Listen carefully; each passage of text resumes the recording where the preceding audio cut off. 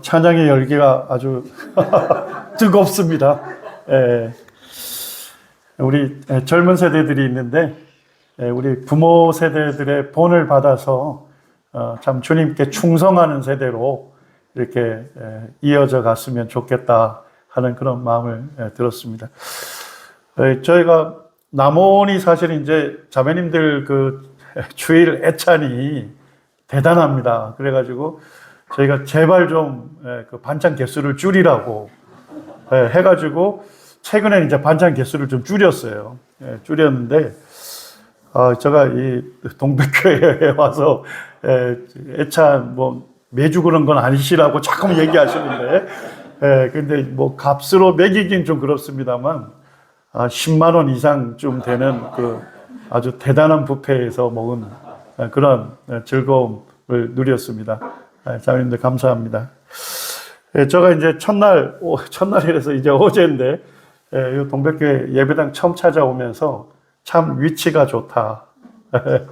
그리고 문을 열고 들어오니까 너무 아늑하고 아주 깔끔하게 이렇게 좋은 공간, 예배당을 허락하신 참 주님을 생각하면서 감사를 드렸어요.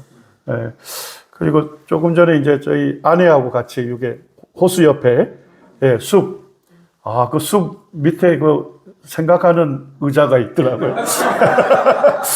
그래서 집사람하고 둘이 거기 앉았는데 아주 그늘이 져서 시원하고 바람도 살랑살랑 이렇게 부는데 참 이렇게 교제하기 너무 좋고 또 주님을 묵상하기 참 좋은 자리에 아주 의자를 놔두신 것 같더라고요. 놔둔 것 같아요.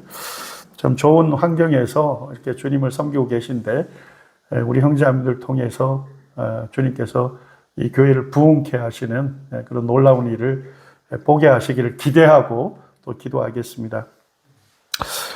이제 마지막 집회 시간입니다. 주님께서 이 시간에 말씀 가운데 역사해 주셔서 주님께서 우리의 마음을 열어주시고 주님께서 예수님을 믿고 구원받을 수 있도록 이렇게 역사해 주시기를 원하는 마음이 있습니다. 제가 한 2년 전쯤에 그 서울에 있는 한 지역교회에서 집회를 한 적이 있습니다. 그때 이미 예수님을 믿고 구원받은 형제님이 사촌 누님을 초청했어요.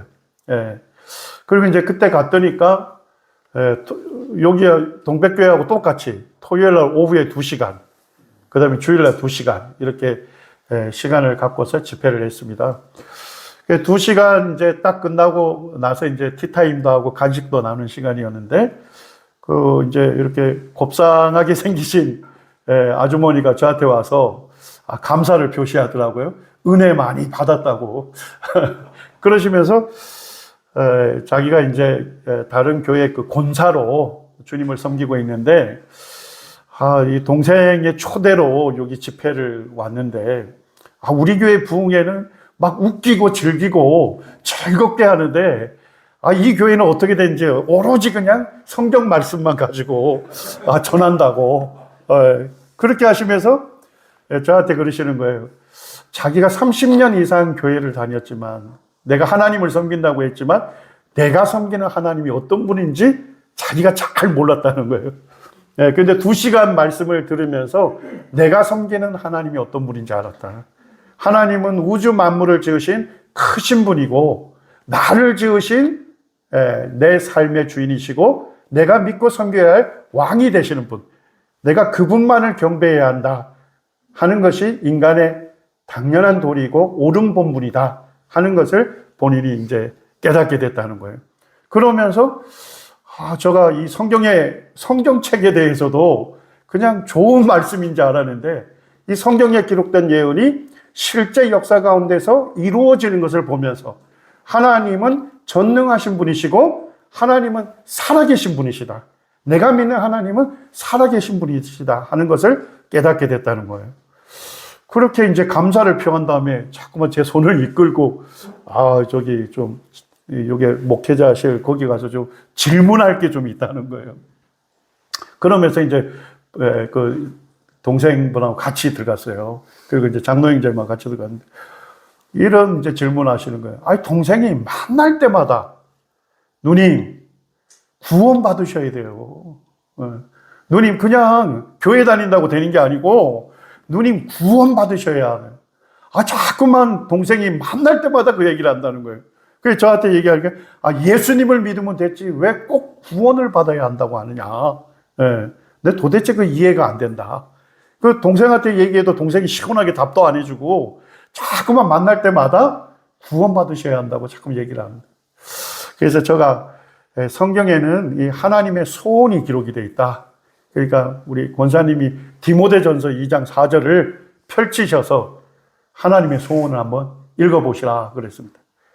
자, 우리 같이 한번 읽어보시죠. 시작. 하나님은 모든 사람이 구원을 받으며 진리를 아는 데에 이르시기를 원하는 이시나. 예. 하나님의 소원이 이 구절에 기록이 되어 있습니다. 하나님은 모든 사람이 구원받기를 원하셔. 예. 그래서 동생이 사랑하는 누님한테 누님도 구원받으셔야 한다고 그렇게 말씀을 드린 거다. 그러니까 조금 이해하겠다 하더라고요. 그래서 교회를 30년 이상 다니셨으니까 예수님의 이름의 뜻은 아시죠? 제가 물었습니다. 우리의 이름에도 뜻이 있는데 예수님의 이름에 뜻도 있지 않습니까? 그러니까 권사님 머리를 좀 손으로 끌적끌적 하시면서 예수님의 이름의 뜻이 분명하게 있는 것 같은데 자기가 모른다고 부끄럽다고 그러시더라고요. 성경에 나와 있어요. 저 마태복음 1장 21절에 예수님의 이름의 뜻이 기록이 되어 있습니다. 한번 읽어보시죠. 이렇게 했습니다. 자, 같이 읽으시죠. 시작. 아들을 낳으리니 이름을 예수라 하라. 이는 그가 자기 백성을 그들의 죄에서 구원할 자이심이라 하니라. 예수라는 이름이 죄에서 구원할 자다 하는 뜻을 갖고 있는 것입니다. 쉽게 말씀드리면 구원자라는 뜻이 있습니다. 그리고 또는 구주라고도 합니다. 우리를 죄에서 건져주시는 분, 우리를 죄에서 구원해 주시기 위해서 예수님께서 이 세상에 오신 것입니다. 그러면서 제가 권사님한테 권사님은 구원 받으셨습니까? 이러니까 눈만 깜빡깜빡 하셔. 권사님 오늘 죽음을 맞이하신다면 천국에 들어갈 약속을 받으셨습니까? 말씀을 못 하셔. 그리고는 저에게 고민을 털어놓는 거예요. 내가 그게 문제라고. 어떤 날에는 천국에 들어갈 것 같은 그런 마음이 생기다가도 어떤 때는 지옥에 들어갈 두려움에 휩싸일 때가 많다고. 그래서 제가 웃으면서 열심히 신앙생활하고 또 아무리 바쁠지라도 주일날 나와서 주일 성수하고 그리고 좀 선한 일을 할 때는 천국 가실 것 같죠? 그러니까 그때는 천국에 갈 것 같다는 거예요. 그런데 주님 앞에 좀 부끄러운 일을 하고 사람들 관계에서 좀 어려움이 되고 이러면 또 주님 앞에 열심히 섬기지 못하고 이러면 지옥 갈 두려움이 생기죠? 그렇다고. 자기 문제가 어떤 데는 천국 갈 것 같고 어떤 데는 지옥 갈 것 같고 자기가 정말 죄에서 하나님의 심판에서 지옥의 형벌에서 구원받은 그런 사실이 없다. 그러면서 이제 거기 이제 장로 형제님한테 내가 어떻게 하면 구원받을 수 있는지 그걸 성경 공부를 할 수 있냐 물어보시더라고요. 그래서 이제 약속을 쭉 했어요. 약속까지 했는데 그러시더라고요. 내일은 자기가 교회에서 맡은 일이 있어서 내일은 못 오겠다고 다음에 꼭 만났으면 좋겠다고 그렇게 이제 헤어졌어요. 근데 주일날 딱 말씀을 전하려고 갔더니 그 앞에 딱 오셨더라고요. 그 2시간 들었어요. 끝난 다음에 이제 제 손을 잡고 너무나도 감사하다고. 자기의 문제가 해결이 됐다고. 그렇게 해서 다음에 꼭 보자 하고 이제 그때 아쉽게 이제 서로 인사하고 헤어진 적이 있습니다. 그 이후에 이제 제가 작년에 저희 교회에서도 자매님 한 분이 그 세탁소를 운영했습니다. 그 세탁소하고 같이 붙어 있는 그 옷가게가 있어요. 근데 이 아주머니한테 그렇게 이제 이 복음 집회를 초청을 했는데 한 번도 오지 않은 거예요. 그런데 이분이 암이 걸렸어요. 그래서 자매님이 너무나도 안타까워서 우리 교회에 복음을 전해주는 분이 계시니까 좀 한번 들어봐라. 예, 그 강권해서 저한테 오셨더라고요. 그러면서 이제 복음을 쭉 전해줬는데 이분이 이제 예수님을 믿고 구원받은 다음에 저희한테 뭐라고 하냐면, 내가 30년 이상 교회를 다녔지만 어느 누구도 심지어 목사님조차도 구원받아야 할 필요성을 말씀해 준 분이 없다. 예, 그러면서 이제 내가 받아서 오늘 내가 죽음을 맞이할지라도 천국에 들어갈 확실한 약속을 주님으로부터 받았다고 하면서 이제 그 기쁨을 교제했던 적이 있습니다. 이제 오늘날 많은 사람들이 이 구원받아야 한다 하니까 이 의미를 모르고 오해하는 분들이 많습니다. 오늘 이제 전해지는 이 말씀을 통해서 정말로 죄에서, 이 심판에서, 영원한 형벌에서 구원받으시는 그런 일이 우리 가운데 있기를 원합니다. 요 잘생긴 청년이 누군지 아시겠습니까? 저가 고등학교 1학년 때, 그때는 좀 얼굴도 이렇게 굉장히 샤프했습니다. 이목구비가 아주 확실하고, 지금은 이제 점점 이제 면적이 넓어져서 좀 이렇습니다만, 고등학교 1학년 때 제가 예수님 믿게 되었고, 구원 간증을 하고 침례를 제가 받았습니다. 제가 짧게 이제 구원 간증을 좀 하고 싶은데, 제가 이제 7살 때 저희 이제 마을에 이 교회가 세워졌어요. 그리고 이제 저도 이제 동네 형들 손에 이끌려서 주일학교를 나갔습니다. 그러다가 이제 중학교 때 가니까 이거 주일날 꼭 아침에 재밌는 그 프로, 애들 그 애니메이션이 나와요. 그래가지고 제가 이제 중학교 3년은 교회를 못 나갔어요. 근데 이제 고등학교가 결정된 겨울인데 자꾸만 1년 선배가 교회에 특별 복음 집회가 있으니까 참석하자. 하루만이라도 참석하자고 자꾸만 저를 권하더라고요. 그래서 이제 하루 참석하기로 하고 제가 어릴 때 다녔던 교회를 갔습니다. 근데 딱 들어가니까 그 복음을 전하시는 분 이름이 제 이름하고 똑같더라고요. 김종만. 전도자분이 내려오셨어요. 그리고 이제 그날 말씀을 전하는데 성경 예언을 말씀하시는 거예요. 성경에 기록된 예언이 실제로 이루어진 것을 전해주더라고요. 그 다음에 또 성경에 기록된 예언이 지금 현재 이루어져 가고 있는 것을 전해주는 거예요. 근데 제가 그때까지는 이 성경이 진짜 좋은 교훈을 주는 이야기로만 알았는데 살아있는 하나님의 말씀으로 제 마음에 믿어졌어요. 성경에 기록된 말씀은 그대로 실제의 역사 가운데 이루어지는 거구나. 저 말씀은 살아있는 하나님의 말씀이다 하는 게 믿어졌어요. 그리고 말씀 이제 후반쯤에 가니까 앞으로 이루어질 예언을 얘기하는 거예요.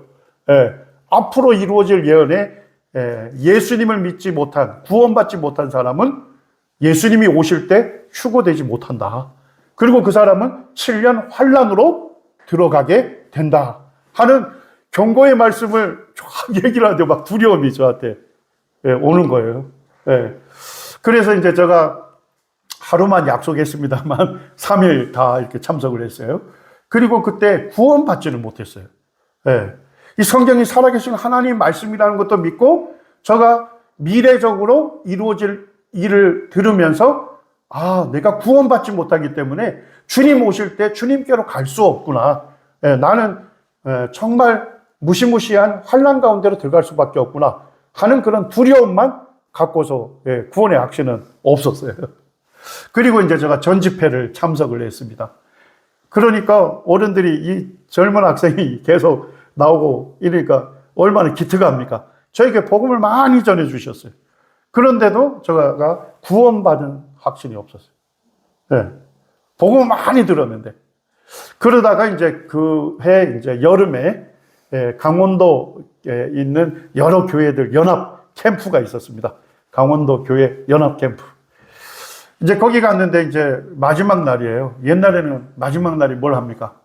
캠프파이어를 했습니다. 예, 장작에 불을 피우고 성도들이 손을 잡고 둘레를 돌면서 찬양을 부르며 이렇게 흥겨운 그런 교제의 시간을 가졌어요.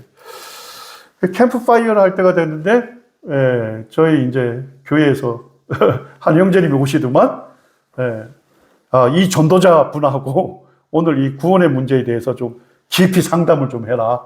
너의 속내를 좀 이분에게 좀 얘기하면서 어떻게 구원받을 수 있는지 한번 교제를 꼭 해라. 그래가지고 다른 분들은 이제 캠프파이어 한다고 막 즐거운 시간 갔는데 저는 이제 부엌 거기 장작더미 옆에서 그 형제님하고 1대1 교제를 했습니다. 이 형제님이 몇 가지 말씀으로 탁탁 저를 얘기를 하면서 진단을 해 가시더라고요. 저의 문제는 뭐였냐? 저의 문제는 내가 죄가 있는 건 사실이다. 내가 거짓말도 좀 하고 친구들 관계에서 불편해하게 하고 좀 싸우기도 하고 내가 죄인이란 건 알지만은 내가 지옥에 갈 만큼 그렇게 흉악하고 나쁜 죄인은 아니다. 이게 꽉 잡혀 있었던 거예요. 그러니까 아무리 죄 문제가 해결됐다는 이 복음의 말씀을 들려줘도 이게 해결이 안 되는 거예요, 제 마음에. 그러니까 이 전도자분이 웃으시더라고요. 그러면서 이제 로마서 1장 말씀을 펼치라고 하더라고요.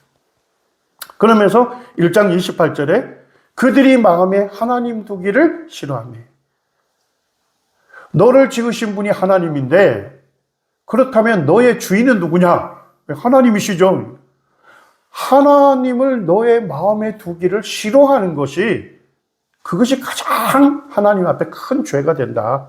그 죄 때문에 합당치 못한 일을 하게 된 것이다.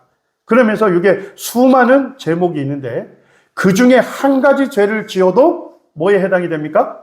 사형에 해당되고 지옥에 갈 수밖에 없다고 성경은 우리에게 경고한다. 그런데 김종만 학생이 착하다고 하니까 이 제목들 중에 나는 이제만큼은 짓지 않았습니다 하는 확실한 제목이 있다면 나는 이제는 절대 안 지었습니다. 그 확실한 제목이 있다면 내가 학생을 착한 학생으로 인정해 주겠다는 겁니다. 그래서 제가 젊은 마음에 아니 이 수많은 제목 중에 내가 짓지 않은 제목이 반드시 있을 거야 하는 자신감으로 이 말씀을 읽었어요. 그런데 이제 한 번 읽으면 잘 모르겠어요. 그러면서 다시 이제 두 번째 읽는데 보니까 제가 분명하게 짓지 않는 제목이 있었습니다. 뭐였을까요? 예. 그래서 제가 용감하게도 손을 딱 들어가지고 성경책 딱 찍으면서 저는 살인하지는 않았습니다. 그러니까 그 전도자분이 다른 코멘트 안 하시고 웃으시더라고요.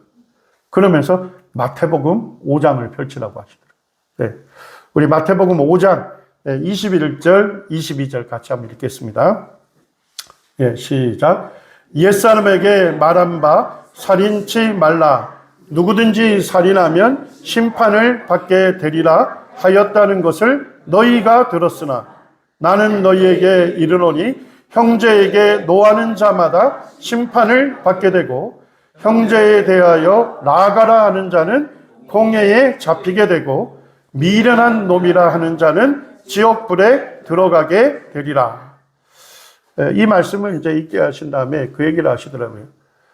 인간 판사, 인간 법정에 인간 판사는 사람의 마음을 다 헤아리지 못하기 때문에 행위로 드러난 죄만 처벌을 한다. 그런데 하나님은 너의 마음을 지으신 분이기 때문에 너의 마음을 다 아시고 드러난 행위뿐만 아니라 마음으로 지은 죄에 대해서도 하나님께서 심판하신다. 근데 하나님의 법 중에 10가지 계명, 10계명이 있는데 그 10계명 중에 6번째 계명이 뭡니까? 살인치 말라. 근데 예수님께서 이 살인치 말라는 계명을 이렇게 말씀하셨다. 나는 너희에게 이르노니 형제에게 뭐 하는 자마다요? 노하는 게 뭡니까? 화를 내는 자마다 심판을 받게 되고 형제에 대해서 라가라 하는 자, 이 라가는 이스라엘의 욕설입니다. 형제에 대해서 욕설을 한 자는 공회에 잡히게 되고 뭐라고 하는 자요? 미련한 놈, 바보 같은 놈, 어리석은 놈이라고 하는 자는 하나님 보실 때 뭐랍니까? 무슨 죄를 지었다는 겁니까? 예, 살인죄를 지은 것이다. 예. 그러니까 인간의 법정에서는 행위로 드러난 사람을 죽인 그 죄에 대해서 살인죄라고 하지만 하나님의 법정, 하나님의 심판대에서는 사람을 죽이고자 하는 마음, 해치고자 하는 마음을 품은 것만으로도 살인죄를 지었다고 하나님께서 판결을 한다. 그래서 그 사람이 어디에 들어간다는 겁니까? 지옥불에 들어간다는 것입니다. 그러면서 저에게 질문을 하시는 거예요. 학생은 정말 형제를 해치고자 하는 마음을 품은 적이 없느냐? 학생은 정말 지금까지 살면서 사람을 죽이고자 하는 마음을 품은 적이 없느냐? 그 얘기를 딱 하시는데 하나님께서 저의 어릴 때 기억을 번뜩 생각나게 하는 거예요. 제가 이제 사남 사녀의 막내고 아주 늦둥이입니다. 바로의 누님하고 7살 차이 나는 늦둥이에요. 아버님이 어부셨는데 일찍 돌아가셨어요. 그리고 이제 맏형, 첫째 형이 아버지 대를 이어서 어부 일을 했습니다. 근데 사실은 이 어부 일이 굉장히 힘든 일이잖아요. 겨울에 형님을 보면 새벽 4시에 일어나가지고 그 집에 대병이라고 하죠. 옛날에 큰 소주병이 있어요. 그걸 크라운 맥주컵, 지금도 생각나요. 거기에다 딱 따라요. 그리고는 연거푸 2잔을 마셔. 그리고 이제 거기에 있는 김치 입에 털고 바다로 나가는 거예요. 겨울 바다, 그 차가운 바다를 목장갑 하나 끼고 바다 그 추운 물 속에 있는 그물, 올라오자마자 어는 그 그물을 당겨요. 그리고 이제 아침이 되면 그 그물을 이제 내리고 그물을 차린다고 해요. 부인들이 또 가족들이 나가서 그물에 걸린 물고기를 빼고 거기 해초 이런 것들을 제거합니다. 그리고 이제 아침 드실 때 또 뭐 하시는 거예요? 소주 또 마셔. 형님, 제가 이제 어릴 때 나이 차이 굉장히 많이. 그 다음에 이제 오후 이제 2시가 되면 다시 이제 그물을 바다에 내리러 나가요. 그리고 다녀와서 저녁 시간 되잖아요. 또 어부들하고 모여서 또 마셔. 그럼 이제 밤 한 9시쯤 되면 술에 취해서 들어오는 형님 목소리가 들려요. 그러면 전부 다른 형제들은 도망가요. 안방에 어머님 혼자 앉는 거예요. 그리고 이제 술 취한 분의 특성이 있잖아요. 지금까지 살면서 부모에게 서운했던 걸 다시 다 끄집어내서 또 그 얘기를 하는 거예요. 그래서 저는 막내라 멀리 도망가지 못하고 담벼락에 붙어가지고 형님 술 주정이 끝날 때까지 그 벽에 한 2시간 동안 있었던 것 같아요. 늘. 그러면서 어머니를 힘들게 하는 그것을 들으면서 제가 어린 아이였지만 제 마음에 지금은 내가 형님을 어떻게 하지 못하지만 내가 형님을 가만두지 않겠다. 그런 분노가 저 어릴 때부터 일주일에 한 2-3번은 그런 시간을 반복했던 것 같습니다. 그런데 전도자분이 너는 형제를 해치고자 하는 마음을 품은 적이 없었냐 하는데 그게 번뜩 생각이 났더라고요. 두려움이 확 휩싸였어요. 내가 하나님의 심판대에 쓰게 되면 정말 살인한 그런 흉악한 죄인으로 드러날 수밖에 없다는 두려움을 제가 가졌어요. 그러면서 그 전도자분에게 얘기했어요. 나는 정말 심판받으면 지옥 갈 수밖에 없다. 어떻게 하면 내가 구원받을 수 있냐 하는 그런 고백을 드렸어요. 그러니까 바로 얘기를 안 하시고 또 27절, 28절 또 읽으시라 하더라고요. 같이 읽겠습니다. 시작. 또 간음하지 말라 하였다는 것을 너희가 들었으나 나는 너희에게 이르노니 음력을 품고 여자를 보는 자마다 마음에 이미 간음하였느니라. 7번째 계명이 간음하지 말라는 계명이 있는데 예수님은 음력을 품고 여자를 보는 자마다 이미 뭐 했다는 것입니까? 마음에 간음을 했다는 것입니다. 그 말씀을 읽게 하는데 내가 하나님의 심판대 앞에 쓰게 되면 살인한 흉악한 죄인으로 드러날 뿐만 아니라 추한 추한 죄인으로 드러날 수밖에 없다는 사실을 제가 깨달았어요. 하나님의 심판대에서는 하나님의 거룩한 기준, 거룩하신 하나님의 기준을 내가 충족하지 못할 뿐만 아니라 충족할 수 없는, 정말 하나님 보실 때 심판받아 마땅한 죄인이라는 사실을 제가 그제서야 깨닫게 됐습니다. 그러니까 로마서 3장 23절을 보여주시더라고요. 우리 같이 한번 읽겠습니다. 시작. 모든 사람이 죄를 범하였음에 하나님의 영광에 이르지 못하더니. 자, 누가 죄를 범했다고 성경은 말씀하십니까? 모든 사람이 죄를 범하였기 때문에 하나님의 영광에 이르지 못한다. 하나님의 충만한 영광 가운데 들어갈 수 없다는 것입니다. 그러면서 계속 로마서 말씀을 보여주는 거예요. 3장 4절에 보니까 사람은 다 거짓되리다. 3장 10절에는 의인은 없나니 하나도 없다. 3장 12절에는 선을 행하는 자는 없나니 하나도 없다. 하나님의 거룩하신 기준으로 볼 때 죄 없는 사람은 한 사람도 없다. 모든 사람이 죄를 범했기 때문에 하나님의 충만한 영광 가운데 들어갈 수가 없는 것이다. 하나님은 사랑의 하나님이시기 때문에 죄를 지은 죄인조차도 하나님이 사랑하신다.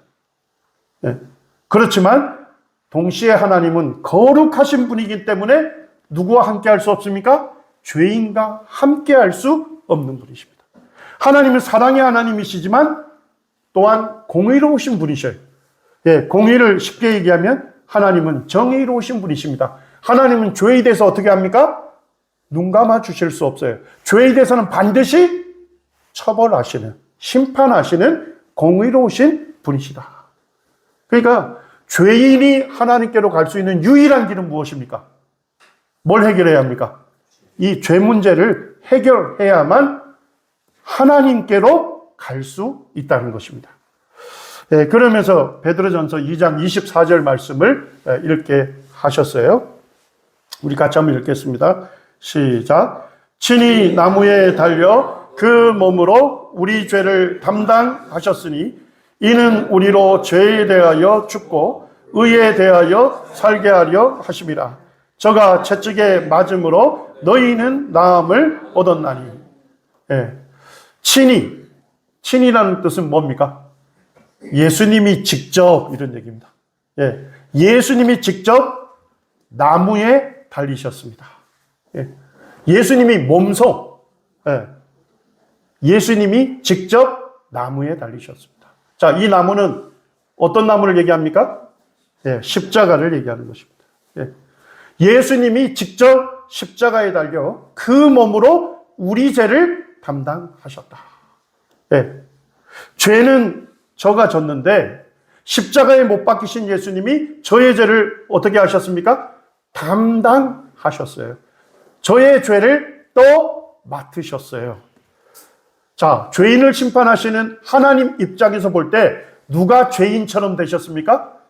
예수님이 죄인처럼 되신 거예요. 그래서 성경은 예수님이 죄가 되셨다, 이렇게 말씀하고 있습니다. 십자가에 못 박히신 예수님이 저의 죄를 담당하셨기 때문에, 또 맡으셨기 때문에 이제 심판하실 하나님께서 보실 때는 십자가에 못 박히신 예수님이 죄인처럼 되셨어요. 그래서 예수님께 심판자이신 하나님이 바로 죄인이 받아야 할 하나님의 심판과 하나님의 저주와 하나님의 형벌을 십자가에 못 박히신 예수님께 다 쏟아 부었다는 것입니다. 그럼으로써 나를 죄에서 자유케 해주셨다는 것입니다. 이 말씀을 제가 딱 듣는데 해방받은 기쁨이 그냥 제 안에 오는 거예요. 조금 전까지는 진짜 하나님의 심판대 앞에 서게 되면 흉악한 죄인으로 드러나서 정말 지옥에 들어가도 할 말 없는 죄인인데, 이 베드로전서 2장 24절 말씀을 듣는데 예수님이 친히 십자가에 달려서 예수님의 몸으로 나의 죄를 담당해 주셨다는 것입니다. 예수님이 저의 죄를 담당하시고, 그리고 죄인인 내가 받아야 할 죄에 대한 심판과 저주와 형벌을 예수님이 다 받아주심으로써 십자가에서 나의 죄를 용서받게 해 주셨다는 것입니다. 그 말씀을 듣는데 제 마음에 감사한 마음이 그리고 바로 감사합니다. 예수님 너무 감사해요. 예수님이 저를 사랑하셔서 십자가에서 저의 죄를 담당해 주셔서 감사해요. 저를 죄에서 이제 자유케 해 주셔서 감사해요. 하는 고백을 드리면서 제가 예수님을 위해서 살고 싶습니다 하는 제 마음의 고백을 드리는데 그 후로 이제 구원받은 기쁨이 제 마음에 들어오는 거예요. 이제 그 시간이 지나서 한 40년 이상 주님을 섬겨오고 있습니다. 성경을 제가 계속 구원받은 이후에 읽으면서 또 역사적인 자료를 제가 좀 살펴보면서 예수님이 저의 죄를 담당하시고 저의 죄값을 대신해서 예수님이 그 죄값을 자신의 몸으로 자신의 피로 저의 죄값을 지불해 주셨는데 참 예수님이 저의 죄를 담당하기 위해서 받으신 그 고난과 희생을 제가 깊이 살펴보면서 예수님 나를 얼마나 사랑하셨는가, 나를 사랑하신 그 주님의 사랑을 더 깊이 있게 알게 됐고 저 또한 주님을 더 사랑하게 됐고 제 삶을 주님 앞에 더 헌신할 수가 있었습니다. 예수님은 이 유대 땅을 다스리던 빌라도 총독에게 재판을 받으셨죠. 예수님 몇 번 재판을 받으셨습니까? 3번. 그래서 이미 로마 제국 시대에는 삼심제가 이미 있었습니다. 아무리 흉악한 죄인일지라도 즉각 처결하지 않았습니다. 3번에 걸쳐서 심리를 한 끝에 죄로 밝혀졌을 때 그 죄인을 처벌했습니다. 자, 그런데 빌라도 총독이 자기 법정에서 예수님을 심리할 때마다 뭐라고 얘기합니까? 나는 그 죽일 죄를 찾지 못하였다. 예수님은 뭐예요? 인간의 법정에서도 무슨 판결을 받으셨습니까? 무죄 판결을 받으신 분입니다. 그리고 빌라도 총독은 예수님이 무죄하시기 때문에 예수님을 무죄 판명해 주기를 원했어요. 그런데 뭐예요? 종교 지도자들이 유대인들을 선동해서 뭐라고 외치기 시작합니까? 예수님을 십자가에 못 박으라고 외치기 시작하는 거예요. 그러니까 이 마태복음 27장 23절에 보니까 빌라도가 뭐라 합니까? 도대체 어찌미냐? 무슨 악한 일을 하였느냐? 그럴수록 유대인들이 더 소리내서 예수를 십자가에 못 박으라고 외치기 시작한 거예요. 그 가만히 이 빌라도 총독이 보니까 뭐가 일어나려고 해요? 밀란이 뭡니까? 체제를 정복하려고 하는 시도가 보이는 거예요. 그러니까 어떡합니까? 예수님이 무죄하신지 알면서도 예수님께 2가지 형벌을 내립니다. 첫째는 뭡니까? 채찍질형을 선고합니다. 2번째는 뭐죠? 십자가에 못 박히는 십자가 처형을 언도하게 됩니다. 우리 성경 요한복음 19장 1절에는 이에 빌라도가 예수를 데려다가 채찍질 하더라 라고 한 구절로 나와 있어요. 그런데 예수님 시대에 이 채찍질형에 대해서 쓰여진 논문을 제가 읽으면서 제가 굉장히 놀라게 됐습니다. 소스라치게. 이 채찍질형을 받는 죄수는 첫째 완전히 발가벗김을 당합니다. 예수님도 채찍질 형벌을 받을 때 완전히 발가벗김을 당합니다. 그리고 법정에 있는 쇠기둥에 손이 묶이게 됩니다. 그러면 양쪽에 로마의 2 장교가 채찍을 들어요. 그 가죽 채찍에 거기에 보면 아주 둥근 쇠구슬이 거기에 끼워져 있고 날카로운 동물의 뼈 조각이 거기에 끼워져 있는 거예요. 자, 그러면 그 채찍을 들고 어디를 내리십니까? 먼저 머리를 내리치게 됩니다. 그러면 쇠구슬은 얼굴에서 멍을 일으키고 그리고 동물의 날카로운 뼈 조각은 어떻게 됩니까? 피부에 박히게 되는 거예요. 그러면 그걸 잡아당기면 어떻게 됩니까? 완전히 찢어지고 얼굴 형체를 알아볼 수 없게 되는 것입니다. 그러면 그 다음에 다른 장교가 목을 내리치고 등을 내리치고 차례대로 내리쳐서 발까지 내리치는 그 형벌이 채찍질형입니다. 그래서 이 역사가들은 뭐냐면 채찍질로 등을 때리게 되면 등의 근육이 리본처럼 너덜거리고 심하면 척추뼈까지 노출이 되고 옆구리를 때리면 창자가 흘러나오고 이 채찍질형만으로도 너무 많은 피를 쏟아서 채찍질형으로 사망하는 사례가 있었다는 것입니다. 예수님이 우리 성경에는 예수를 데려다가 채찍질하더라 이렇게 한 구절 되어 있지만 예수님이 저의 죄를 담당하시기 위해서 예수님께서 치르신 희생은 이루 말할 수 없었던 것입니다. 왜 예수님은 하나님 아버지와 함께 이 세상을 창조하신 창조주이신 그분이 모든 사람들의 경배를 받으셔야 할 유일한 왕이 되신 그분이 그 크신 예수님께서 왜 완전히 발가벗김을 당하셔야 했습니까? 왜 이와 같은 수치를 피조물들 앞에서 당하셔야 했습니까?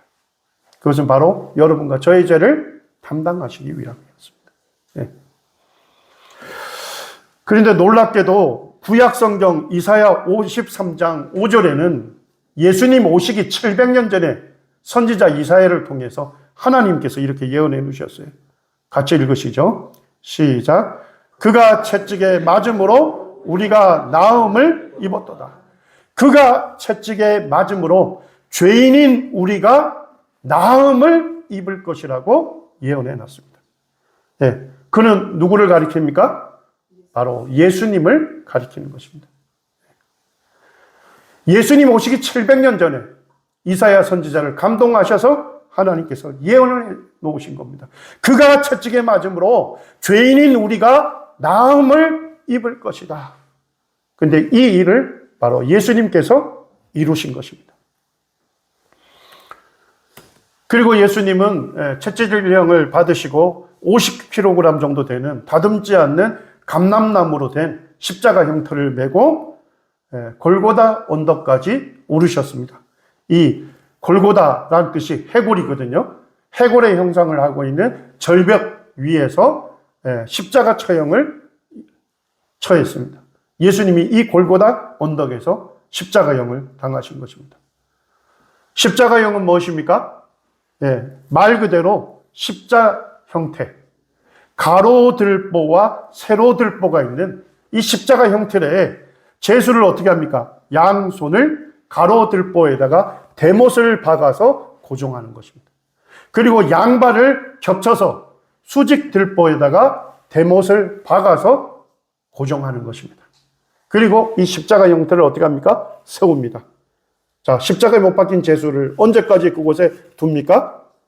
죽음에 이를 때까지 두는 그 처형 제도가 십자가 처형 제도입니다. 그런데 놀랍게도 예수님 오시기 1000년 전에 하나님께서 믿음의 사람 다윗을 통해서 시편 22편 16절에 이렇게 예언을 해 놓으셨어요. 자, 같이 읽겠습니다. 시작. 개들이 나를 에워쌌으며 악한 무리가 나를 둘러 내 수족을 찔렀나이다. 악한 무리가 바로 내 수족을 찔렀나이다. 내 손과 발을 찌를 것이다. 손과 발에 찔림을 받는 십자가 처형을 받을 것이라고 언제 예언해 놨습니까? 예수님 오시기 1000년 전에 믿음의 사람 다윗을 통해서 예언해 놓으셨는데, 제가 역사적인 자료를 좀 찾아보면서 놀랐던 건 뭐냐면 BC 1000년에는 이 예언을 할 당시에는 십자가 처형 제도가 역사적으로 존재하지 않았습니다. 유대인들은 이 당시에 사람이 처형당할 때 어떻게 처형했습니까? 돌로 쳐 죽였습니다. 근데 십자가 처형 제도는 역사적으로 등장하지 않았습니다. 십자가 처형 제도는 한 300년 뒤에 이 예언을 하고 한 300년 뒤에 십자가 처형 제도가 역사적으로 등장합니다. 역사적으로 존재하지도 아니했던 그 처형 제도를 예언하시면서 바로 하나님의 아들 그리스도가 손과 발에 찔림을 받는 십자가 처형을 당할 것이다. 이렇게 예언해 놨는데 이것이 누구에게서 이루어졌습니까? 예수님에게서 이루어진 것입니다. 저는 더 자료를 찾아보면서 이 자마라고 하는 미국 그 의학 협회지가 있습니다. 자만은 굉장히 권위 있는 협회지거든요. 의학 쪽에서는 과학 쪽의 사이언스만큼 권위 있는 논문집입니다. 거기에 이제 의사들과 역사학자들이 함께 공동으로 예수님의 십자가 처형에 대한 그 논문을 썼어요. 근데 거기에 제가 읽으면서 좀 놀랐던 것은 뭐냐면, 우리는 예수님의 십자가에 못 박히신 예수님 영화나 그림에 보면 부끄러운 부분을 가리잖아요. 그런데 실제는 십자가 처형 제도는 완전히 발가벗기는 거죠. 완전히 발가벗기는. 그러니까 창조주이신 예수님께서 우리 죄를, 나의 죄를 담당하시기 위해서 십자가에 못 박히셨다고 기록이 되어 있는데, 그것은 뭐냐면 그 십자가에 완전히 발가벗긴 상태로 예수님이 십자가에 못 박히신 것입니다.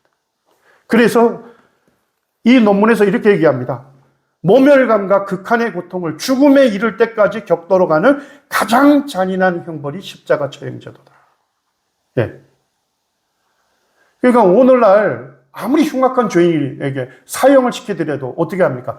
아주 짧은 시간 내에 적은 고통을 느끼고 죽음에 이르도록 하잖아요. 그렇지만 십자가 처형제도는 어떻습니까? 완전히 발가벗긴 상태에서 수치와 모멸감을 당하게 할 뿐만 아니라 죽음에 이를 때까지, 그때까지 극한의 고통을 느끼게 하는 가장 잔인한 형벌이 십자가 처형이었습니다. 예수님은 나의 죄를 담당하시기 위해서 친히 그분이 직접 십자가에 달리셨는데, 이 십자가 형벌은 이루 말할 수 없는 모멸감과 고통을 주는 형벌이었습니다. 저는 이것을 논문을 읽으면서 제 마음에 참 눈물을 흘리면서 주님 앞에 감사를 드렸습니다. 창조주이신 예수님이 도대체 내가 뭐길래, 도대체 내가 뭐길래 이와 같이 살아가셔서 가장 가난한 어촌 마을에 정말 고단한 삶을 사는, 매일같이 작은 마을에 술을 먹고 부부가 싸우고 옆집과 싸우는 그런 참 고단한 마을에 사는 그곳에 예수 그리스도의 복음이 들어와서 작은 학생, 그 어린 학생에게도 복음이 전해져서 참 이 예수 그리스도를 믿고 구원받게 하셨다는 것이 얼마나 감사한지. 그 주님께 감사를 드리게 됐고, 주님이 나를 사랑하셔서 십자가에 못 박히셨다고 했는데 저를 얼마나 사랑하신지가 더 깊이 느껴지더라고요. 그러니까 제가 주님을 더 사랑하게 됐고 제 삶을 주님 앞에 더 드릴 수가 있었습니다. 마가복음에 보게 되면 예수님이 십자가에 언제 달리셨는지가 나옵니다. 유대 시간으로 몇 시입니까? 제3시입니다. 오늘날 시계로 하면 몇 시간을 더하면 되죠? 6시간을 더하면 됩니다. 유대 시간에. 오전 9시에 예수님이 십자가에 못 박혔습니다. 자, 그런데 제6시가 됐을 때, 자, 오늘날 시간으로 하면 몇 시입니까? 12시. 6시간을 더하시면 됩니다. 정오입니다. 정오가 됐을 때는 해가 빛을 잃고 온 땅에 어두움이 임합니다. 그리고 제9시까지, 오후 3시까지 어두움이 임하고, 그리고 오후 3시에 예수님이 숨지십니다. 죽음에 이르십니다. 오전 9시에 십자가에 못 박히셨는데 12시가 됐을 때는 하나님께서 완전히 해가 빛을 잃고 온 땅에 어두움이 임하게 했습니다. 왜 하나님께서 완전히 세상을 어둡게 하셨을까요? 인류의 모든 죄를 짊어지시고 십자가에 못 박히신 예수님. 온 인류의 모든 죄짐을 짊어지시고 십자가에 못 박히신 예수님. 죄가 되신 예수님. 그 사랑하는 하나님의 독생자, 하나님의 외아들이신 예수 그리스도를 하나님 아버지께서 참아 보실 수가 없어서 세상을 완전히 어둡게 하시고 예수님을 완전히 어두움에 둘러싸이게 하시고, 그리고 우리의 죄짐을 짊어지신 예수님께 하나님의 심판과 하나님의 저주와 하나님의 형벌을 완전히 다 쏟아 부으신 것입니다. 요한복음 19장 30절에는 예수님께서 운명하시기 직전에 마지막으로 하신 말씀이 뭡니까? 다 이루었다. 다 이루었다 하시고 머리를 숙이시니 영원히 떠나가시니라. 이 다 이루었다는 말은 헬라어로 테텔레스타이라는 단어입니다. 테텔레스타이. 그래서 예전에 고대 문서에 보게 되면 세금 영수증 있지 않습니까? 세금 영수증에 다 항목들이 쫙 있어요. 그리고 맨 밑에 뭐예요? 테텔레스타이라고 기록이 되어 있습니다. 자, 테텔레스타이가 기록되면 무슨 뜻입니까? 지불이 완료됐다. 값을 다 지불했다 하는 의미를 갖는 것입니다. 예수님은 십자가에서 죄인인 내가 받아야 할 죄값을, 형벌을 다 받아 주셨다는 것입니다. 그리고 테텔레스타이의 또 다른 한 가지 의미가 있는데 무슨 의미입니까? 임무 완료. 예수님이 이 세상에 오신 목적이 뭡니까? 죄인을 구원하기 위해서 오셨는데 예수님 십자가상에서 마지막으로 뭐라 하십니까? 테텔레스타이. 내가 죄인을 구원하려고 이 세상에 왔는데 구원하는 일을 다 뭐 하셨다는 겁니까? 마치셨다고, 이루셨다고 예수님께서 선언을 하신 것입니다. 로마서 5장 8절에는 이렇게 기록이 되어 있습니다. 우리 같이 읽겠습니다. 시작. 우리가 아직 죄인 되었을 때 그리스도께서 우리를 위하여 죽으심으로 하나님께서 우리에게 대한 자기의 사랑을 확증하셨느니라. 예수 그리스도께서 왜 십자가에 죽으셨습니까? 우리를 위하여 죽으셨다. 죄인인 나를 위하여 예수님께서 십자가에 죽으신 것입니다. 이 위하여라는 단어가 헬라어로 히펠이라는 동사입니다. 히펠이라는 것은 뭡니까? 뭐뭐를 대신하여 라는 뜻도 있습니다. 예수님이 나를 위하여 십자가에 죽으셨다는 뜻은 뭡니까? 나를 대신해서 예수님이 십자가에 죽으셨다는 것입니다. 하나님께서 우리에 대한 자기의 사랑을 뭐 하셨습니까? 확증하셨다. 확실히 증명해 보이신 것입니다. 십자가에 못 박히신 예수님을 보게 되면 죄인인 나를 위하여, 죄인인 나를 대신하여 죽으신 예수님을 바라보게 되면 하나님께서 나를 얼마나 사랑하시는지 그 사랑을 확실히 깨달아 알 수 있다는 것입니다. 예전에 그 패션 오브 크라이스트라고 하는 영화가 있었습니다. 아시나요? 그리스도의 순환이라는 영화. 멜 깁슨이라는 영화 배우이면서 감독이었는데 예수님께서 우리 죄를 담당하시고 십자가에 죽으시고 부활할 때까지 그걸 역사적인 고증을 그대로 해서 영화를 만들었어요. 이 시간 짧게 보기를 원합니다.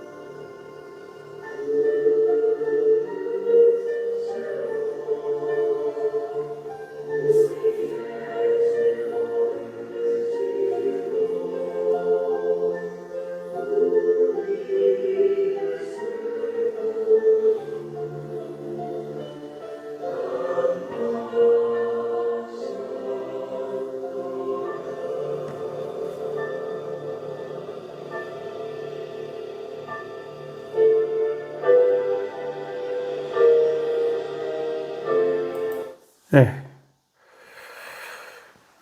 멜 깁슨이 이 그리스도의 순환이라는 영화를 만든 다음에 상영을 하기 전에 기자들을 초청해서 기자 간담회를 가졌다고 합니다. 그때 이제 기자들이 처음으로 이 영화를 본 거죠. 그리고 이제 기자들로부터 질의응답 시간을 가졌는데 그 기자들 중에 유대인 기자가 있었어요. 유대인 기자가 손을 들어서 질문한 겁니다. 당신이 이 영화를 만든 목적이 무엇입니까? 우리 유대인들이 예수를 십자가에 못 박았다고 우리 유대인들을 고발하기 위해서 이 영화를 만들었습니까?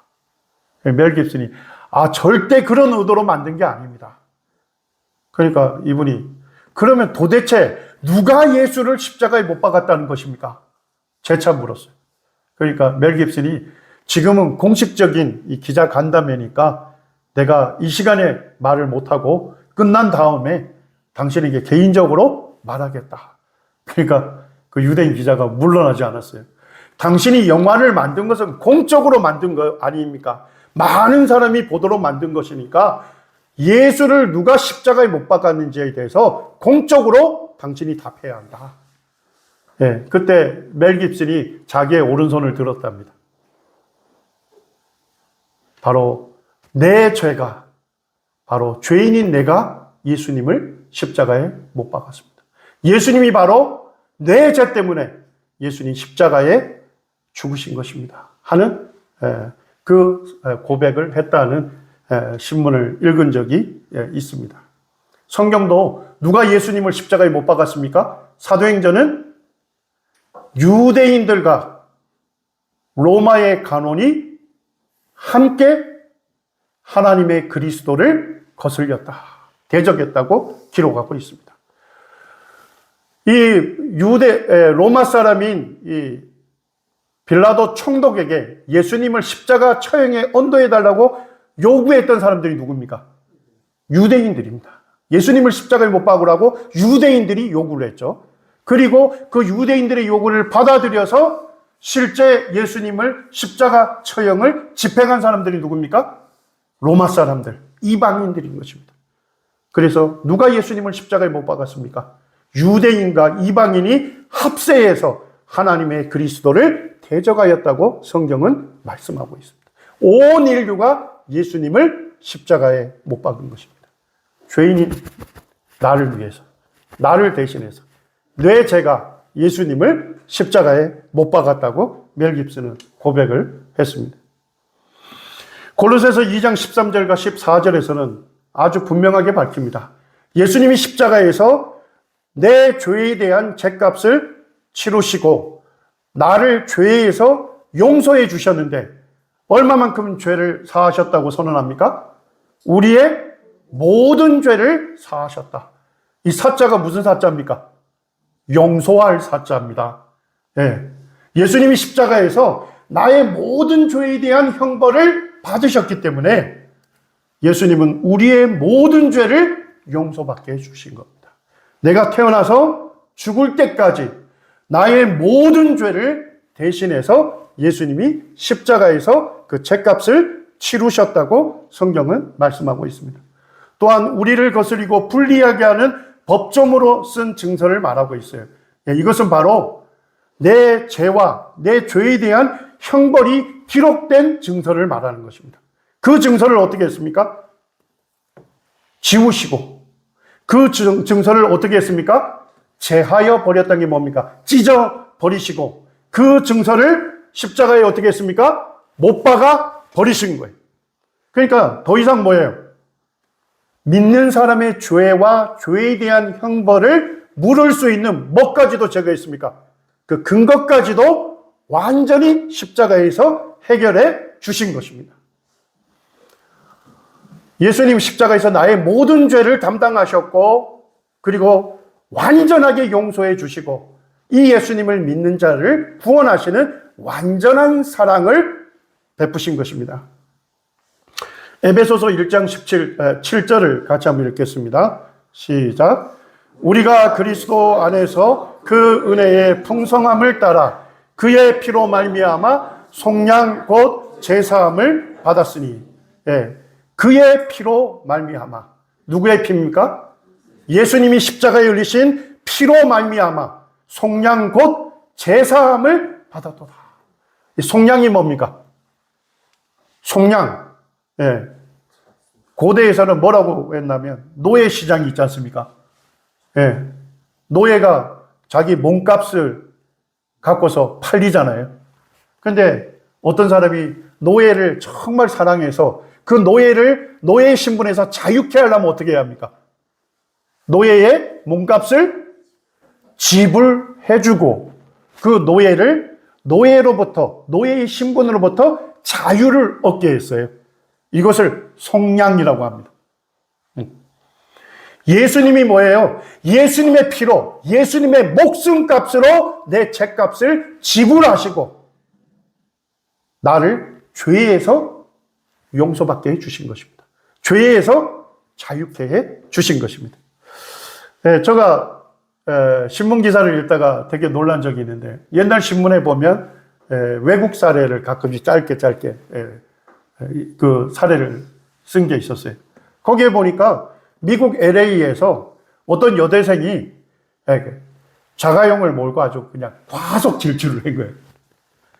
근데 과속 질주하다가 누구에게 걸린 겁니까? 현장에 있는 경찰관한테 체포되겠습니다. 그래서 이 미국에서는 뭐냐면 현장법은 직결 재판을 한다. 그래서 이 여대생이 뭐예요? 경찰차에 실려가지고 바로 법정으로 간 거예요. 그날 직결 재판하는 법정에 이 여대생이 두려움을 떨고 들어갔는데 그날 판결하는 판사가 누굽니까? 자기 아버지인 거예요.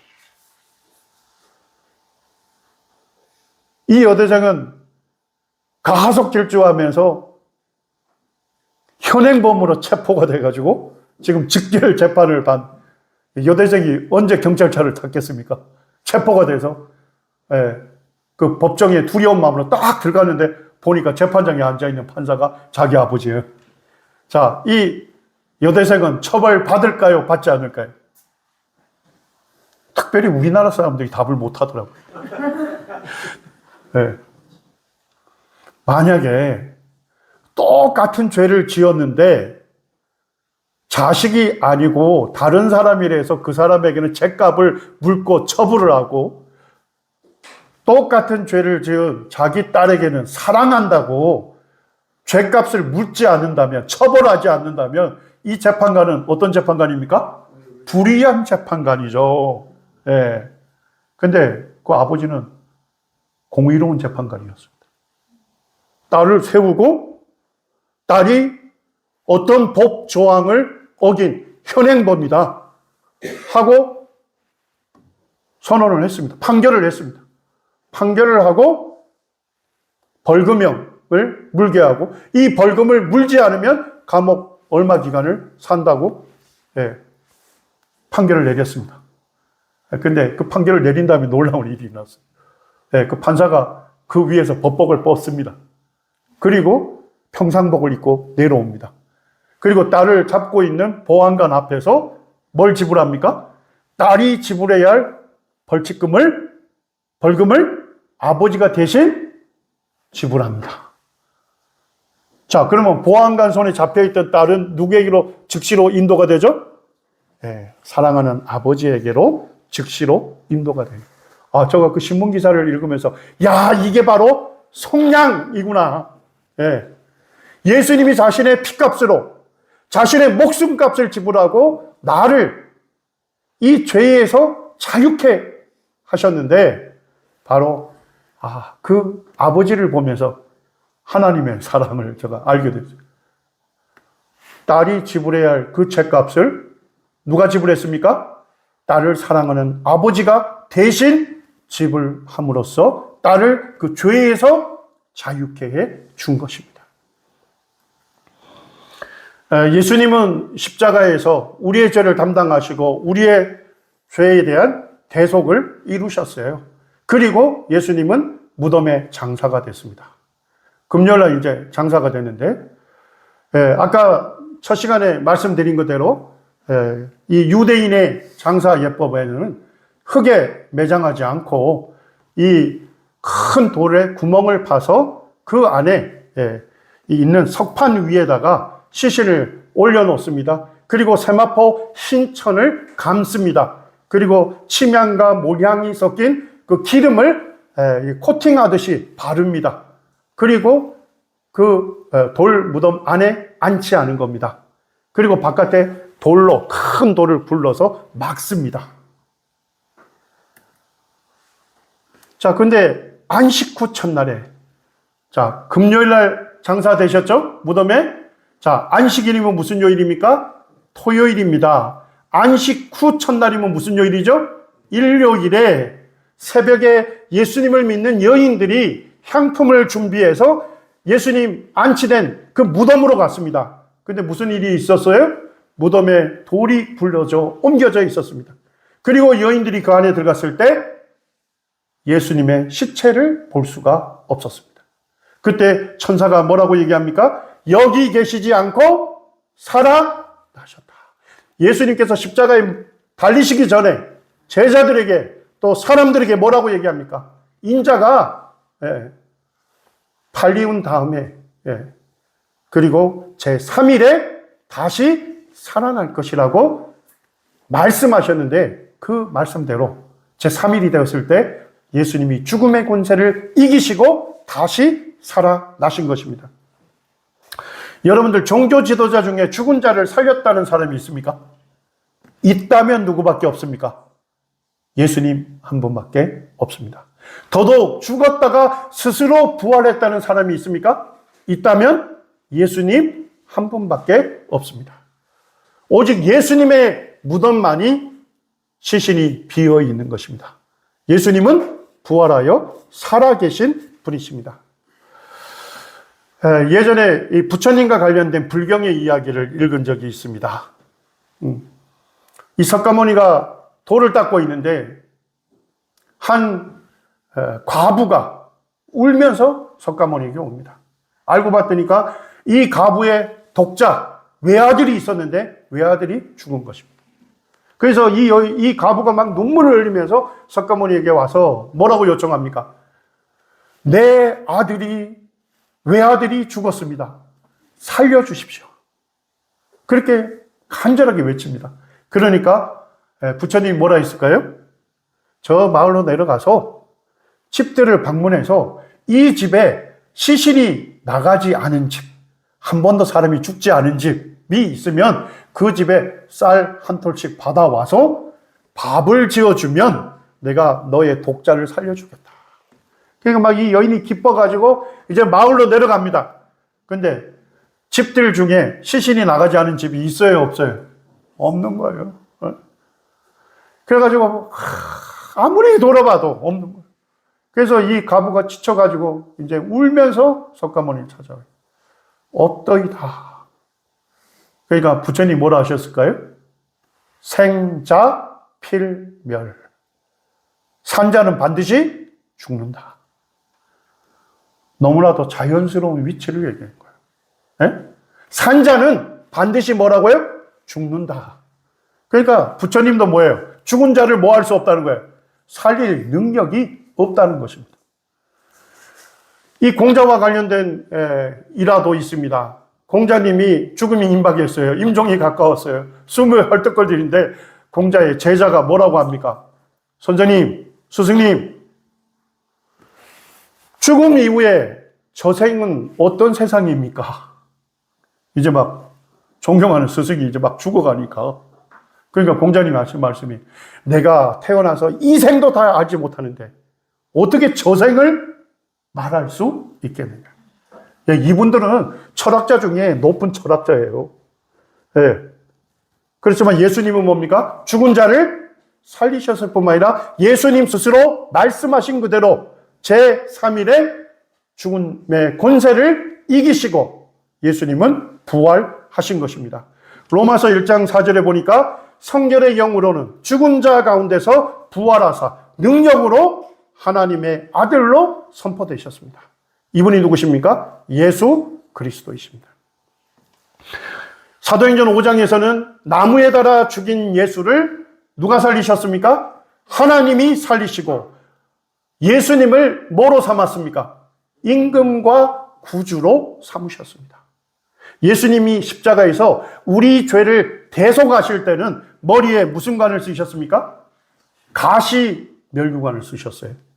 자, 그런데 부활하신 예수님께는 하나님께서 예수님의 머리에 무슨 관을 씌우셨습니까? 왕관을 씌우신 것입니다. 하나님이 예수님을 살리시고 임금과 구주로 삼으신 것입니다. 그러니까 나의 죄를 담당하시고 대속하신 구주가 되신 예수님은 누구십니까? 바로 믿는 자의 왕이 되시는 분이신 겁니다. 이 로마서 5장만 말씀하고 있습니까? 로마서 14장 9절에서는 뭐라고 합니까? 이를 위하여 그리스도께서 죽었다가 다시 살아나셨으니 곧 죽은 자와 산 자의 뭐가 되려 하심이라고요? 주가 되려 하심이라. 예수님이 죽었다가 다시 살아나셨어요. 부활하신 이유가 뭡니까? 죽은 자와 산 자, 뭔 얘기예요? 모든 사람의 뭐가 되려 하심이라고요? 주가 되려 하심이라. 저는 이 주자가 약한 번역이라고 생각해요. 왜냐하니까 사람들이 주 하면 뭐 정도로 생각하죠? 주인 정도로 생각합니다. 근데 헬라어로 주는 뭡니까? 퀴리오스라는 단어입니다. 퀴리오스. 예. 퀴리오스라는 단어는 말 그대로 그 집의 노예들의 주인을 노예들이 퀴리오스라 불렀습니다. 자, 그런데 이 퀴리오스란 첫 단어의 알파벳을 대문자로 쓰면 누구를 가리켰을까요? 로마 제국에서 퀴리오스라고 하는 주인을 뜻하는 단어의 첫 자를 대문자를 쓰면 누굴 가리켰을까요? 예, 로마 제국의 유일한 주인 황제를 가리킨 것입니다. 예, 이해가 되시나요? 예수님이 죽었다가 다시 살아나신 이유는 모든 자의 뭐가 되려 하심이라고요? 주가 되려 하심이라. 정확하게 번역하면 뭐가 됩니까? 주군이 되는 것입니다. 예수님은 부활하심으로 하나님의 아들로 선포가 되셨고 증명이 되셨고, 그리고 이 예수님은 모든 사람의 주인이 되시고 모든 사람을 다스릴 뭐가 되십니까? 왕이 되시는 분이신 것입니다. 그러니까 예수님을 주님이라고 부르는 것은 뭐라고 부르는 거하고 마찬가지예요. 예수님이 나의 왕이십니다. 나의 주님이십니다. 나의 왕이십니다. 저는 왕이신 예수님께 복종하고 왕이신 예수님을 경배하고 왕이신 예수님을 영화롭게 하는 삶을 살겠습니다. 네, 구원받은 사람의 삶의 목적이에요. 자, 이제 로마서 10장 9절에서는 어떻게 하면 죄인이 구원받을 수 있습니까? 성경은 분명하게 우리에게 말씀합니다. 어떻게 하면 죄인이 구원받을 수 있죠? 자, 같이 한번 읽어보시죠. 시작. 내가 만일 내 입으로 예수를 주로 시인하며 또 하나님께서 그를 죽은 자 가운데서 살리신 것을 내 마음에 믿으면 구원을 받으리라. 자, 어떻게 하면 구원받습니까? 예수님이 나의 주인이심을 시인해야 합니다.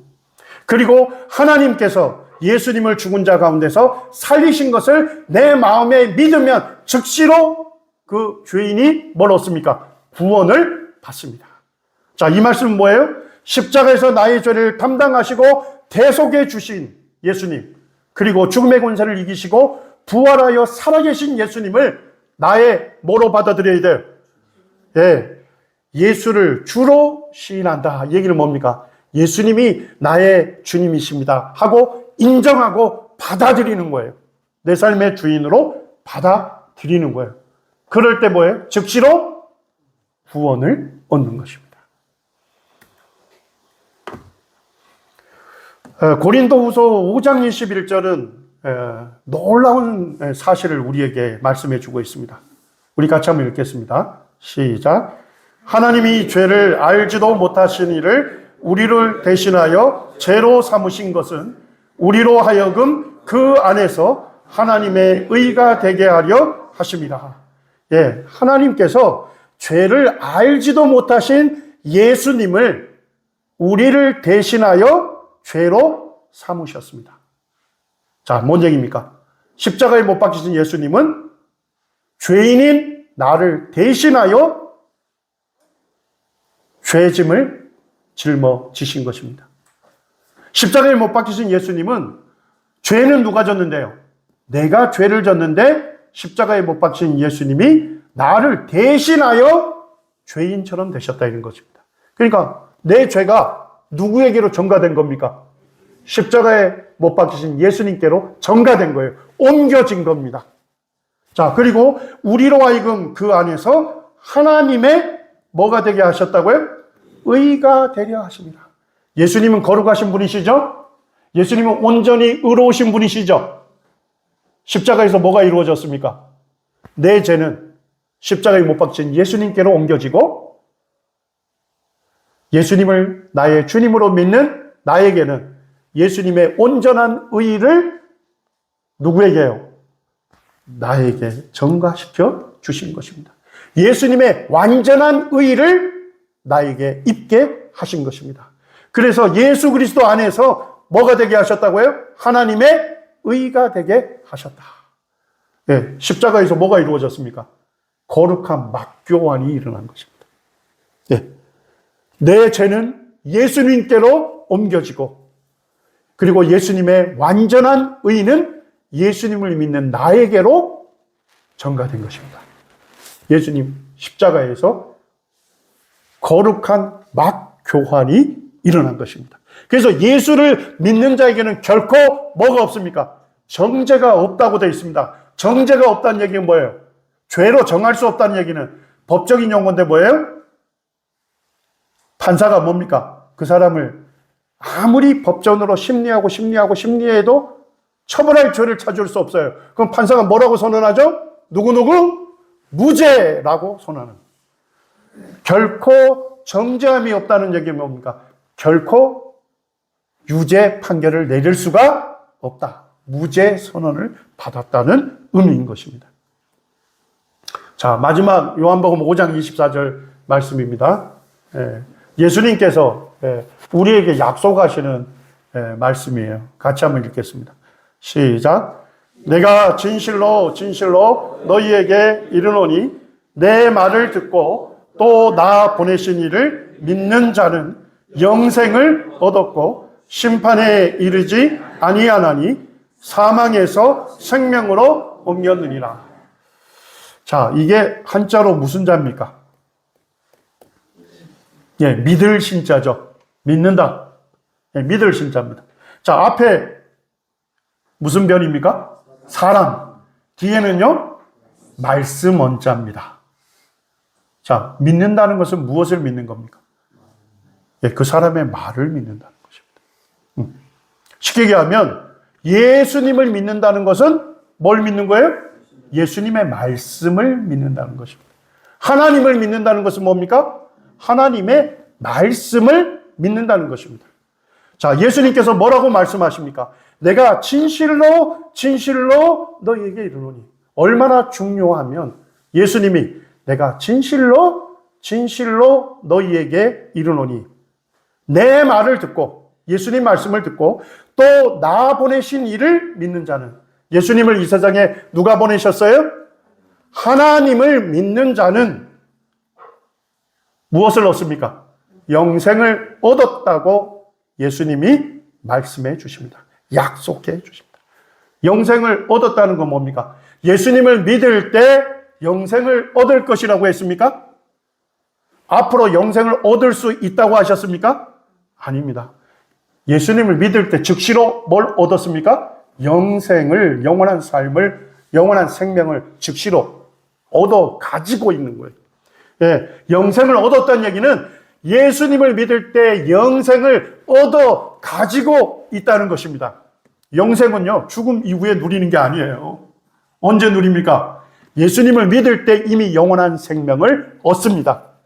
그리고 죽음 이후에서도 예수님과 함께 영원한 삶을 누려가는 것입니다. 자, 그 다음에 예수님을 믿는 자에게 뭐라고 선언하시죠? 심판에 이르지 아니한다. 심판대에 서지 않는다는 것입니다. 왜 서지 않습니까? 모든 사람은 죽음 이후에 하나님의 심판을 받아야 한다는데 예수님을 믿는 사람은 하나님의 심판대에 서지 않는다는 것입니다. 왜 그러죠? 믿는 자의 죄는 어떻게 됐습니까?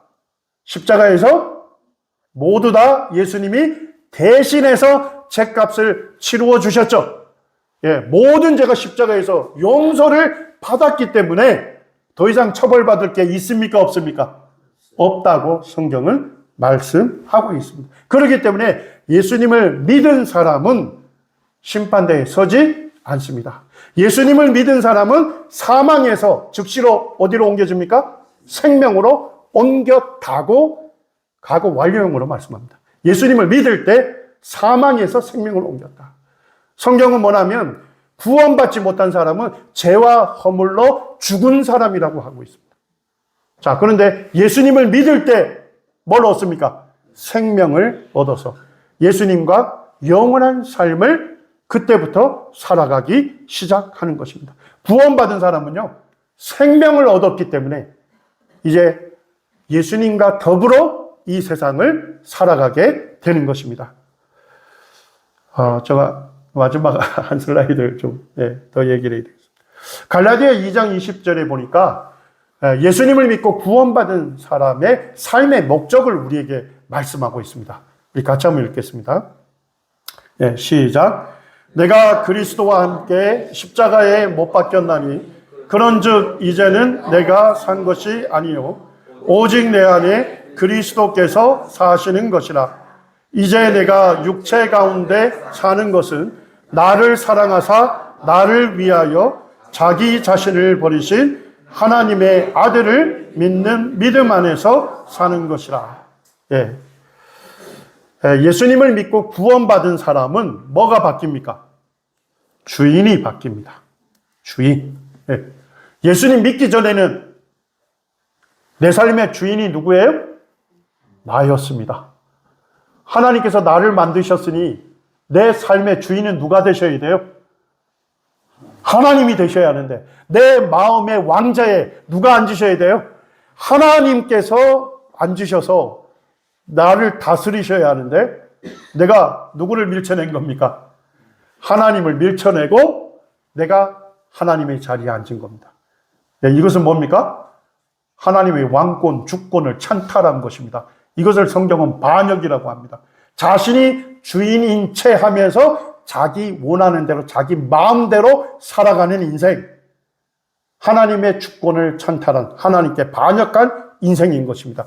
그렇기 때문에 죽음 이후에 심판받고 하나님이 계시지 않는 영원한 지옥에 들어갈 수밖에 없는 것입니다. 이것을 깨달은 사람은 죄에서 구원받는 유일한 길은 뭐예요? 자기 노력으로 되는 것이 아니고 누구에 의해서만 가능한 겁니까? 십자가에 내 죄를 담당하시고 대속하신 예수 그리스도를 믿는, 예수 그리스도를 나의 주님으로 영접한 사람만이 구원함을 얻는 것입니다. 그러니까 구원받기 전에는 자기의 주인이 누구였어요? 나였는데 구원받은 이후에 내 삶의 주인은 누굽니까? 예수님이십니다. 예수님이 나의 주님이십니다. 네. 예수님이 바로 나를 다스릴 왕이 되는 거예요. 우리는 왕이 되신, 나의 주님이 되신 예수님께만 굴복하고, 그분을 기쁘시게 하고, 그분을 영화롭게 하는 것이 구원받은 사람의 삶의 목적이 되는 것입니다. 그래서 사도 바울은 뭐라고 합니까? 이제 내가 육체 가운데 사는 것은 나를 사랑하사, 나를 위하여 자기 자신을 버리신 누구를 위해서요? 하나님의 아들을 믿는 믿음 안에서 사는 것이라. 구원받은 사람은 삶의 목적이 바뀝니다. 구원받기 전에는 누굴 위해서 삽니까? 나 자신을 위해서, 나의 자랑을 위해서, 나의 안락을 위해서 삽니다. 그렇지만 구원받은 사람은 누굴 위해서 삽니까? 나를 죄에서 구원해 주신 나의 주님을 위해서, 그분을 사랑하고 그분을 위해서 살게 되는 것입니다. 이것이 바로 하나님과 나와의 올바른 관계인 것입니다. 구원은 바로 하나님과 나와의 관계를 올바르게 회복하는 것입니다. 하나님 나를 창조하신 목적이 뭐죠? 하나님의 영광을 위해서 창조하셨죠? 맞습니까? 나를 구원하신 목적도 무엇입니까? 하나님의 영광을 위해서 살도록 나를 구원한 것입니다. 예수 그리스도를 믿고 그 주님을 영광을 위해서 사는 삶은 복된 삶입니다. 그것이 행복한 삶입니다. 그것이 바로 영원한 삶인 것입니다. 예수 그리스도를 믿으시고 행복한 삶을 시작하시기를 원합니다. 기도하겠습니다. 자비로우신 아버지 하나님, 감사합니다. 하나님께서 저에게 크신 은혜를 베푸셔서 하나님의 말씀을 듣게 하시고 하나님의 독자이신 예수님이 저희들의 모든 죄를 십자가에서 담당하시고 대속하여 주셔서 저희들의 모든 죄를 용서하여 주시고 예수님 믿는 자를 죄에서 구원하셔서 하나님과 화목하게 하시고 하나님의 영광을 위해서 살도록 참으로 아름답고 행복한 삶을 시작하게 하신 하나님의 놀라운 은혜를 찬양합니다. 이 시간 참 구원받은 성도들이 저희를 구원하여 주신 주님을 사랑을 다시금 기억하고 참 주님을 더욱 사랑하고 나의 왕이신 나의 삶의 주인이신 참 그분께만 굴복하고 그분을 영화롭게 하는 삶을 살아가도록 도와주시옵고 참으로 이 중에 아직 구원받지 못한 분이 있다면 하나님께 대한 회개가 일어나게 하시고 우리 주 예수 그리스도에 대한 믿음을 갖게 하셔서 저희와 동일하게 하나님의 영광을 위해서 사는 행복한 삶을 시작할 수 있도록 주님께서 은혜 베푸시기를 원합니다. 존귀하신 주 예수님의 이름으로 감사하며 기도드립니다. 아멘.